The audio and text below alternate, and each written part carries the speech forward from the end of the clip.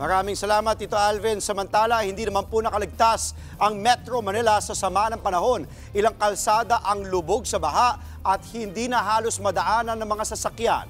At live po mula sa Quezon City, nasa frontline ng balitang yan, si JC Cosico. JC, umuulan pa ba dyan sa lugar mo ngayon? Andre, sa ngayon nga ay pabugso-bugso pa rin yung ulan, at least dito nga yan sa ating area sa Barangay Rojas District sa Quezon City, na isa sa mga flood-prone areas dito po sa lungsod. Sa ngayon nga ay 29 families po yung narito sa kanilang evacuation center. And as you can see, ay nakaset up na nga itong mga modular tents dito nga po sa kanilang evacuation center. At maliban nga sa QC, ay hindi rin po nakaligtas sa baha ang ilang pa mga lugar dito sa Metro Manila. Dahil sa walang patid na ulan dulot ng habagat, ilang mga pangunahing kalsada sa Maynila ang lubog sa baha. Sa ilang bahagi ng Taft Avenue, gutter level ang inabot ng tubig. Nakakadaan naman ang mga sasakyan, pero may ilang motoristang mas pinili na lang hindi tumuloy sa baha. Ang lalim! Malalim, oo. Baka maano pa, bago pa yung motor ko eh. Baka masira. Sobrang lalim. Saan ka papunta pa nito? Pasay pa, ma'am.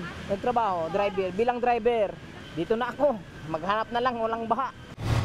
Bukod sa Taft Avenue, may baha rin sa Espanya Boulevard at Quirino Avenue. Binaha rin ang ilang kalsada sa Malabon City. Nagtiyaga ang mga residente at mga light vehicle na lumusong sa baha. May ilang barangay naman na hindi madaanan ng mga sasakyan dahil mataas na ang baha. Halos hindi nalalayo ang sitwasyon sa Quezon City.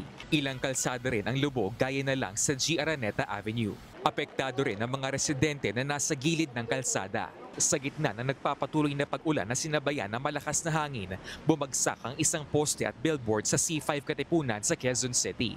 4 na sasakyan ang nadaganan pero walang napaulat na nasaktan.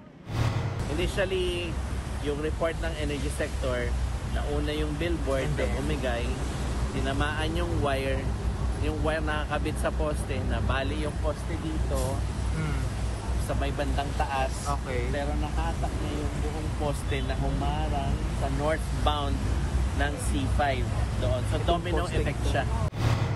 Dahil sa bumagsak na poste at billboard, pansamantalang isinara ang ilang bahagi ng C5 Katipunan. Naalis na ang poste habang patuloy pang tinatanggal ang billboard.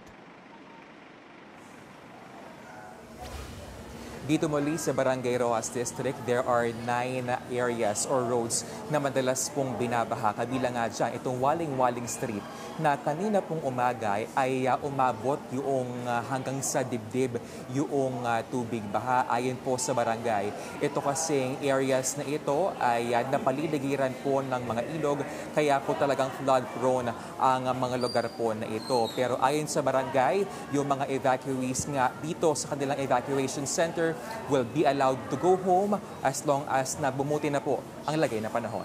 Andre. Maraming salamat, JC Cosico. Mga kapatid, Andre Felix po. Iba na ang may alam at may pakialam sa panahon ngayon.